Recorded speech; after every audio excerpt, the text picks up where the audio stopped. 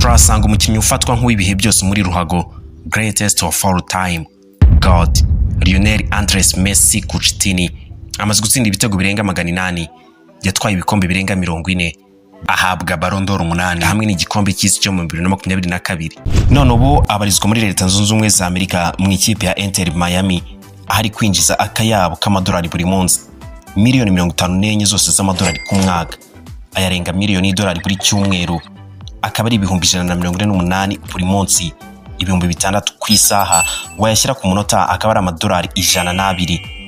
Bivuze ko Messi yinjiza idolari 1.7 buri segonda nk'umushahara we mu ikipe ya Inter Miami yo muri Amerika.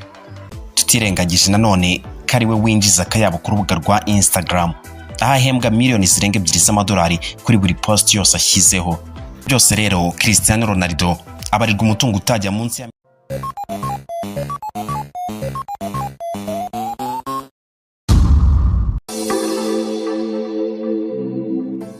umupira w'amaguru cyangwa ruhago ni kimwe mu bintu bikurikiranwa cyane kurusha ibindi byose ku mubumbe. Abantu barenga biliyoni mu isi hose barawukurikira nibura buri mwaka. Ibi biha ba nyirukukina ubwamamare budasanzwe mu bafana babo, bityo uyu mukino ugakurura ingeri zose z'abantu zirimo n'abashoramari baba bashaka kumenyekanisha ibikorwa byabo, ari byo bituma ukundwa cyane, ndetse n'abawukina bamwe muri bo bagahinduka abaherwe ba mbere mu isi. Muri uyu mwanya tugiye kurebera hamwe abakinnyi ba ruhago 10 bahiriwe n'umupira kurusha abandi bose mu isi. Igitangaje kurusha ibindi ariko ni uko umukinnyi uza ku mwanya wa mbere atari Cristiano cyangwa Messi nk'uko benshi bahita babikeka. Ese yabarinde? Ndakuraritse, icyo usabwa ni ukureba iki kiganiro kugeza ku musozo, kuko tuza kuboneramo byinshi bitangaje kuri aba bakinnyi, ndetse tunareba ibyo twabigiraho by'ingenzi muri ubu buzima. Mbere yuko dukomeza ariko ndakubisa gukora subscribe, ugakora no kunzogera niba uri mushya kuri uyu muyoboro wa X Menya, kugira ngo ujye ukurikirana ibiganiro nk'ibi bidasanzwe mu buryo bworoshye cyane. Muri kumwe na Mr Buda, muhawe ikaze. Duhereye ku mwanya wa 10 hari rurangiranwa w'umunya-Brazil Ronaldo, wamenyekanye nka Ronaldo Gifaro, wakunzwe cyane kubera amacenga ye adasanzwe ndetse n'uburyo yagumanagamo umupira mu kibuga, uburyo bwari bwihariye cyane. Ronaldo Luis Nazario de Lima ni umwe mu bakinnyi bafatwa nk'abibihe byose mu mupira w'amaguru mu isi, bitewe n'ibyo yakoze ndetse n'uduhigo twinshi yashyizeho.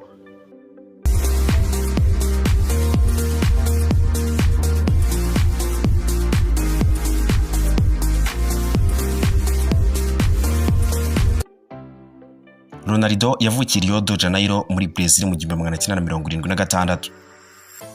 Ubwo yari afite imyaka 21 gusa y'amavuko, yaje kuba umukinnyi wa mbere wari uhenze cyane mu isi muri icyo gihe, aha byari mu mwaka w'1997, aho yanatwaye igihembo kiruta ibindi byose ku mukinnyi, Ballon d'Or. Aba umuntu yitwaye akiri muto cyane ku isi, agahigona n'ubu kataracibwa n'undi wari we wese kugeza ubu. Ronaldo yanyuze mu makipe nka FC Barcelona, Inter Milan n'andi.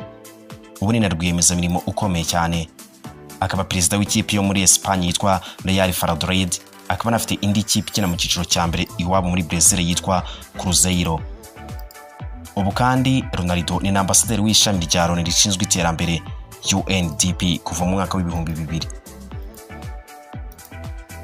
Ronaldo Gifaro yaba ari byo yakuye mu mupira ubwo yawukinaga, ndetse n'izindi business yagiye ashinga, amakipe ahagarariye n'ibindi, byose hamwe abarirwa umutungo urenga miliyoni 160 z'amadolari ya Amerika. Rimwe Ronaldo yagize ati, ruhago ni ikintu gihambaye cyane kubera ko buri gihe uba ufite andi mahirwe yo guhindura amateka. Ronaldo Luis Nazario ni uvuga ibi. Nawe rero ushobora gukabiriza inzozi zawe muri ruhago ukahindurira amateka.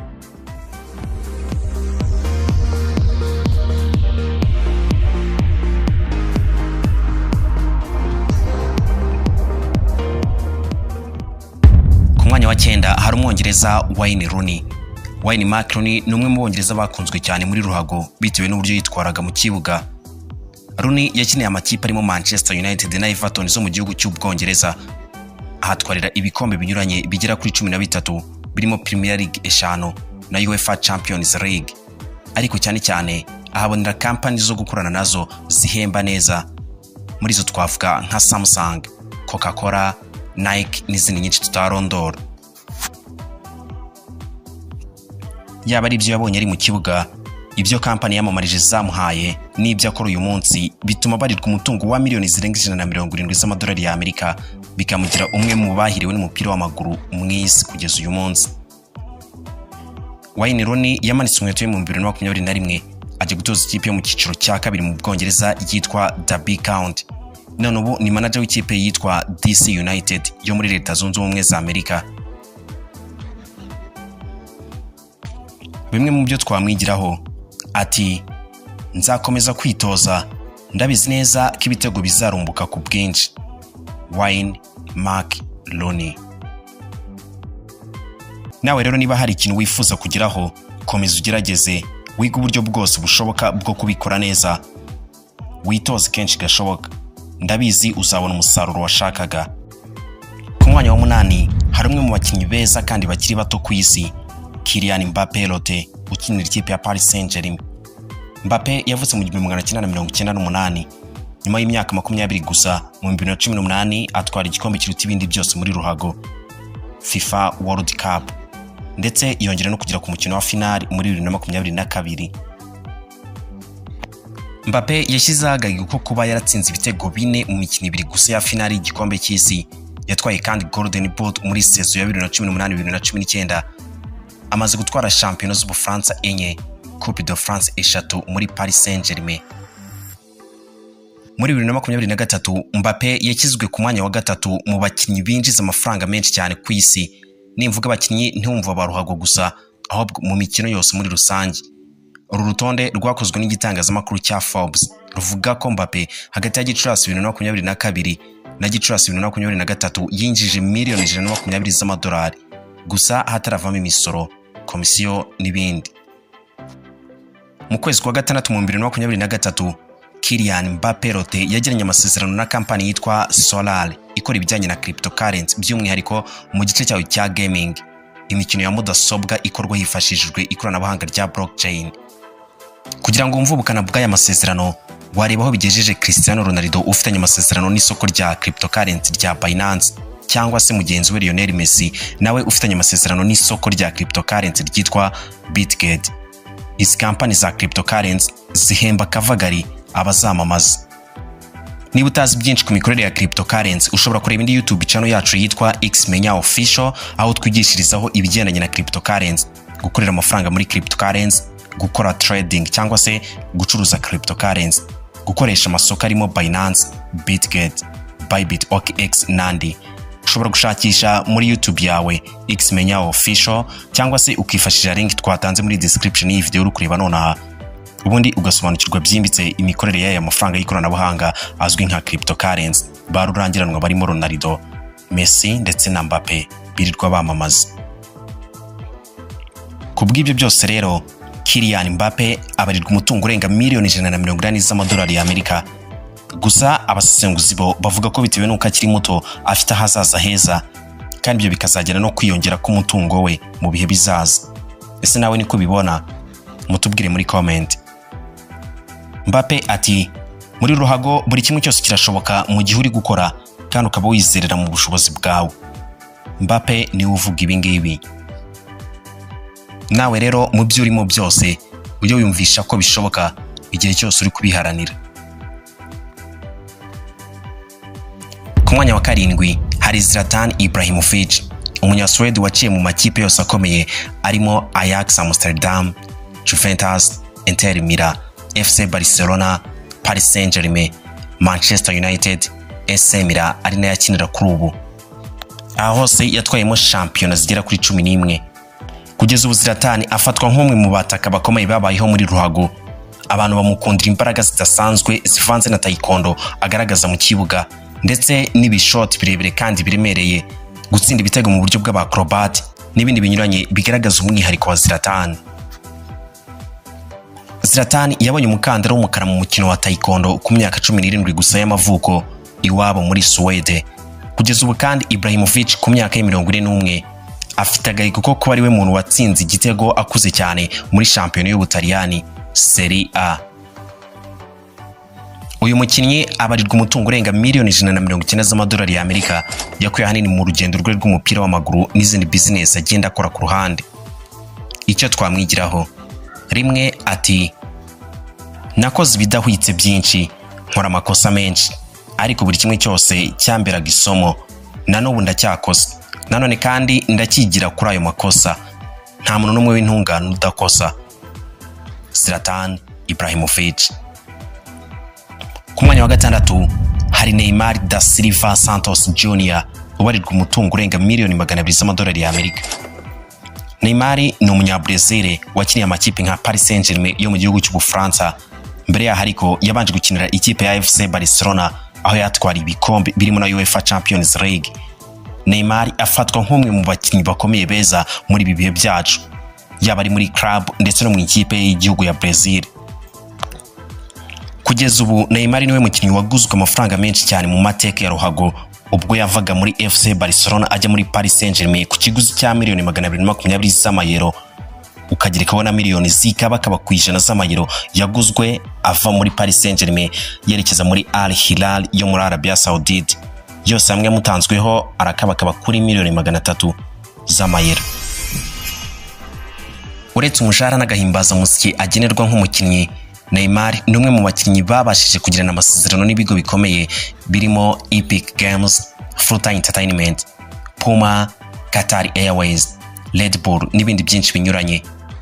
Urubuga rwa Forbes rwashyize Neymar ku mwanya wa 12 ku isi mu bakinnyi binjiza gatubutse, aho yinjije miliyoni 85 z'amadolari muri sezo ya 2022-2023, ariko imisoro na komisiyo bitaravamo. Muri rusange Neymar abarirwa umutungo urenga miliyoni 200 z'amadolari y'Amerika. Ubu Neymar yerekeje mu Barabu mu ikipe ya Al Hilal yo muri Arabia Saudite, aho ifaranga riba ryimena, akaba agiye kurisangira na mugenzi we Cristiano Ronaldo. Turizera ko aba bose bazakomeza gutera imbere kurushaho. Neymar rimwe yagize ati, kora cyane ariko utuje, ubundi reka insinzi z'ibyo wagezeho aba arizo zivugira. Neymar Aveiro da Silva Jr., top scorer wa Santos FC, ikipe yabanje gukinira yiwabo muri Brazil. Niba wakunze iyi video uri kureba nonaha wayiha like, kora subscribe ukore no kunzogera kugira ngo ujye ukurikirana ibiganiro nk'ibi bidasanzwe mu buryo bworoshye cyane. Ku mwanya wa gatanu hari David Willan ushobora kuba utari umuzi muri ruhago kuko yakanyujijeho mu myaka y'1950 ndetse n'1960 ubwo yakiniraga ikipe mu Bwongereza yitwa Blackburn Rovers ndetse n'indi yitwa Crewe Alexandra. Dave yamanitse inkweto mu 1966 yigira gushinga kampani yitwa JJB Sports, yari ifite amaduka menshi acuruza ibikoresho n'imyambaro bya siporo, maze bize no kumuhira cyane. Muri 2007 yagurishije imigabane ye muri iyi kampani, ubundi ahabwa miliyoni zigera ku 190 z'amapaundi. David Willan ku myaka ya 86 abarirwa umutungo urenga miliyoni 210 z'amadolari y'Amerika, bikamugira umwe mu bahiriwe babikesheje ruhago. Ku mwanya wa kane turasanga rurangiranwa David Beckham. Uyu ni umwongereza wakanyujijeho mu makipe nka Manchester United, Real Madrid, AC Milan, Paris Saint-Germain ndetse n'iyitwa Los Angeles Galaxy, tutibagiwe n'ikipe y'igihugu y'Abongereza The Three Lions. Muri rugendo rwe rwa ruhago, Beckham ni umwe mu bakinnyi bahembwaga gatubutse cyane kurusha abandi. Kubera kwitwara neza mu kibuga, kugaragara neza no kwigirira icyizere, byamuhesheje amahirwe yo gukorana n'ibigo bikomeye birimo Pepsi, H&M, Armani n'ibindi byinshi binyuranye. Beckham gushakana n'umunyamideli Victoria byamuhesheje amahirwe yo gukorana n'ibigo nk'ibi birimo ikigo gikora imibavu, whisky, amataratara n'ibindi. Beckham kandi yanashiye mu bikorwa bya siporo binyuranye nko mu ikipe ya Inter Miami ibarizwa mu rurangiranwa muri ruhago Leo Messi ndetse n'indi kipe yitwa Salford City FC. Nanone kandi yashoye imari ye mu mitungo ifatika nk'amazu n'amacumbi, akaba anakora ibikorwa binyuranye byo gufasha philanthropy. David Beckham yatwaye ibikombe 19 birimo Premier League 6 na La Liga 1. Uyu mugabo warangije kariyeri ye ya ruhago muri 2013 abarirwa umutungo uri hejuru ya miliyoni 450 z'amadolari n'akayabo. David Beckham ati igihe cyonyine uzasigara nta mahirwe ufite ni igihe waba uhagaritse kugira amahirwe ugerageza. Nanone ati umwarimu mwiza ni ikosa rya nyuma uheruka gukora. David Beckham. Ku mwanya wa gatatu turasanga ikiremwa muntu gikurikirwa cyane kurusha ibindi byose ku mubumbe mu isi y'imbuga nkoranyambaga. Miliyoni zirenga 800 ku mbuga nkoranyambaga ze zose ziramukurikira, harimo miliyoni zirenga 600 ku rukuta rwe rwa Instagram. Cristiano Ronaldo dos Santos Aveiro yavutswe wa gatanu Gashyantare mu 1985 ku kirwa cya Madeira iwabo muri Portugal. Cristiano yakuze akunda cyane umupira bihebuje, niko guhirwa maze abenguko n'amakipe karahava. Kuva muri Sporting Club iwabo muri Portugal ajya muri Man U kugeza bayikirangirire muri Real Madrid, ayoboza uburayi bwose nkoni y'icyuma muri uyu mukino w'umupira w'amaguru. Mu bisekuru bizadukurikira nibazajya bajya kuvuga kuri ruhago, ntibazajya babura kuvugamo Cristiano Ronaldo, aho amaze gutsinda ibitego birenga 800, akaba ari top scorer wa Champions League, kugaragara kenshi ndetse no kuba ari umwe mu batwaye ibikombe byinshi bya Champions League. Mu yandi magambo, uyu ni umugabo wa Champions League, niwe muntu umaze gutsinda ibitego byinshi mu mikino ihuza ibihugu, International Men's Football. Ronaldo yatwaye Ballon d'Or 5, Champions League 5, Premier League 3, atwara La Liga 2, Serie A 2 ndetse atwara na Euro n'ibindi byinshi tutarondora. Ibigwi by'umugabo ariko byamuhesheje gatubutse mu buryo bwose bushoboka. Mu kwezi kwa gatandatu mu 2023 Forbes yashyize hanze urutonde rw'abakinnyi 10 mu ngeri zose binjiza akayabo ku mwaka. Aha Cristiano yaje ku mwanya wa mbere ahigitse ibikomerezwa mu yindi mikino birimo LeBron James na Roger Federer. Forbes ivuga ko Ronaldo yinjije miliyoni 136 z'amadolari hataravamo imisoro na komisiyo muri sezo ya 2022-2023. Ahanini byatuwe n'amasezerano yagiranye n'ikipe ya Al Nassr yo muri Arabia Saudite, ahazajya ahembwa miliyoni hafi 100 z'amadolari ku mwaka. Ikindi kintu cyinjirije Ronaldo gatubutse ni amasezerano afitanye na Binance. Binance ni isoko rya mbere ku isi mu bucuruzi bw'amafaranga y'ikoranabuhanga, cryptocurrency. Aya masezerano arimo no kugurisha ibyitwa NFT, non-fungible tokens. Niba ushaka kumenya byinshi byerekeye amafaranga y'ikoranabuhanga, cryptocurrency, kuzicuruza, kuzigura, gukoresha iri soko rya Binance, ukora ayo wakorera mu mafaranga n'ibindi, ushobora gusura indi YouTube channel yacu twabakiririyeho yitwa Xmenya Official, aho twanabakiriye link yayo muri description y'iyi video, nawe ugatangira kugendana n'isi igezweho y'ikoranabuhanga ikoreshwamo amafaranga y'ikoranabuhanga gusa, cryptocurrency. Ronaldo kandi afitanye amasezerano n'ibindi bigo bikomeye nka Herbalife, Armani, Sixpad n'ibindi, tutirengagije nanone kariwe winjiza akayabo ku rubuga rwa Instagram, ahahembwa miliyoni zirenga 2 z'amadolari kuri buri post yose ashyizeho. Kubw'ibyo byose rero Cristiano Ronaldo abarirwa umutungo utajya munsi ya miliyoni 500 z'amadolari nk'uko igitangazamakuru cya Forbes kibitangaza.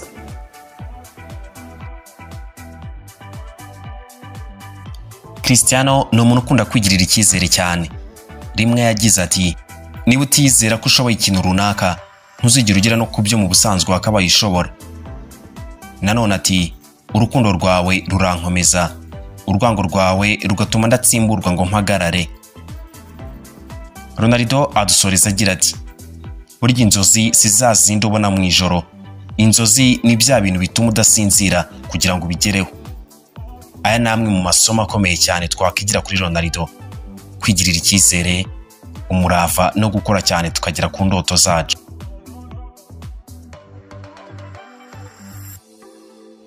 Ku mwanya wa kabiri turasanga umukinnyi ufatwa nk'uw'ibihe byose muri ruhago, greatest of all time, God, Lionel Andres Messi Coutinho.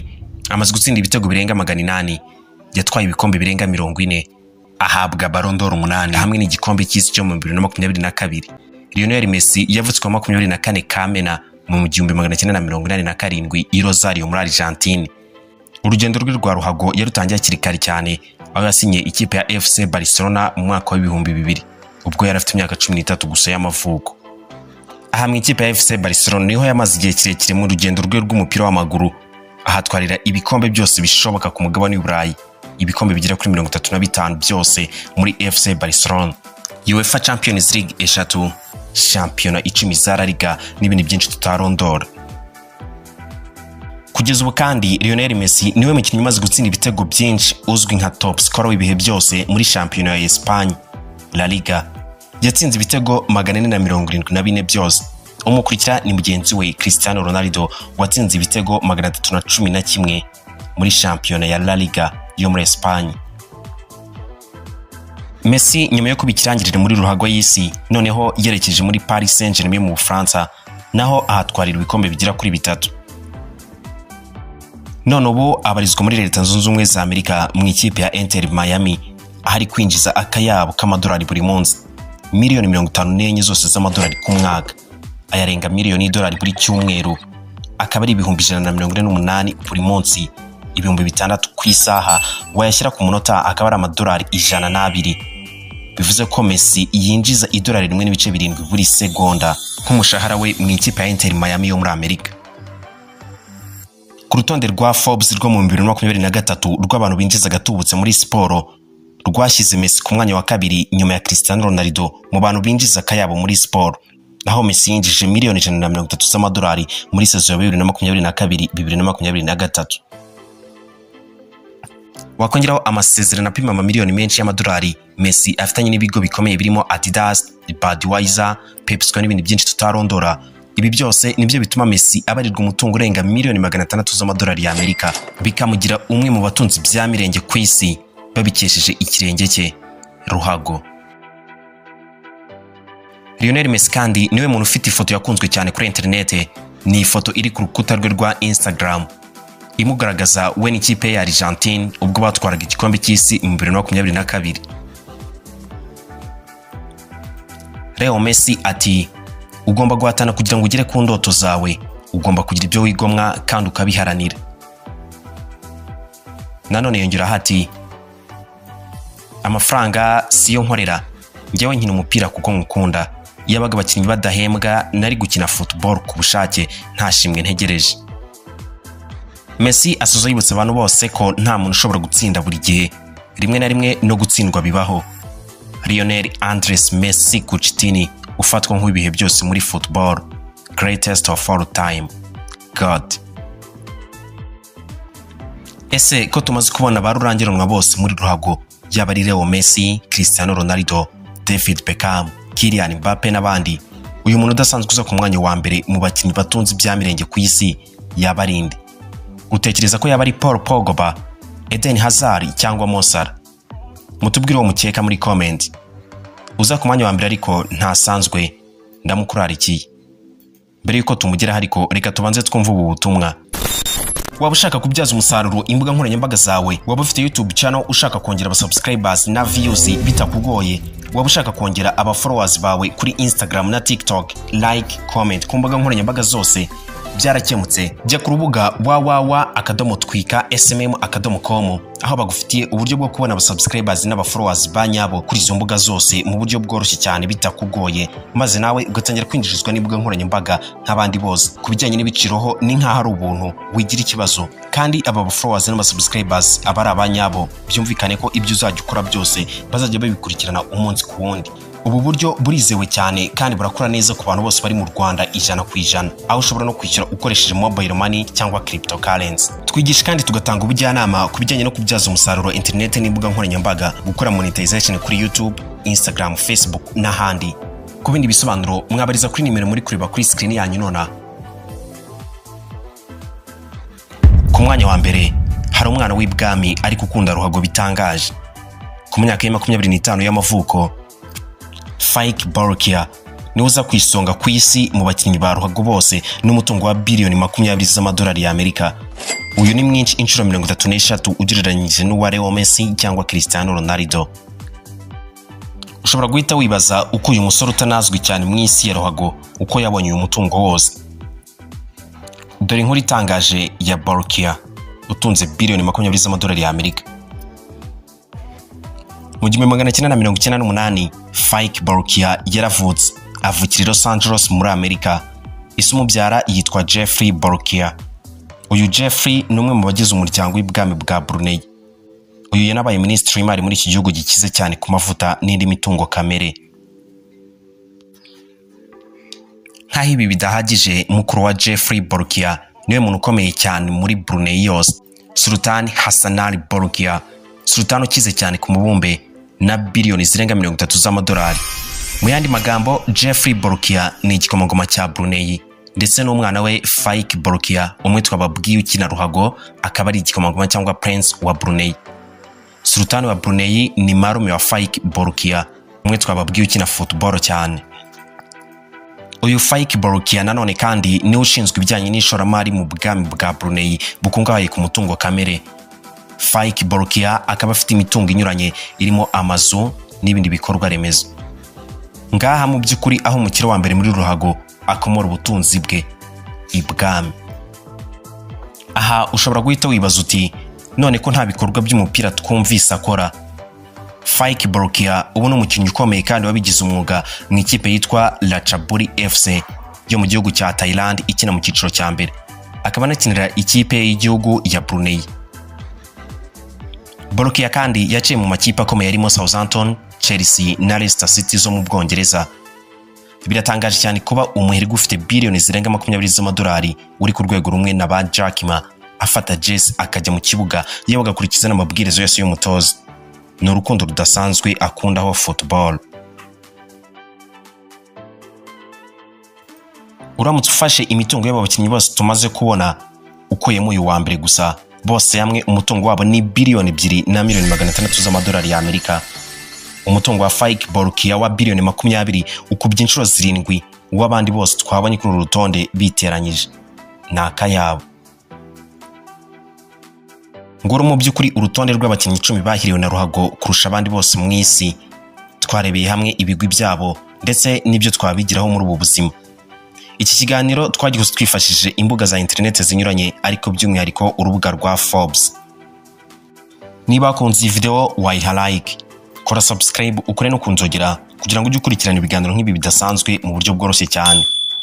Ubaye wagize ikibazo, igitekerezo, inyunganizi cyangwa ikindi cyifuzo cy'ibyo twazabagezaho ubutaha mwatwandikira muri comment. Mwari kumwe na Mr Buddha. Imana ibahezagire.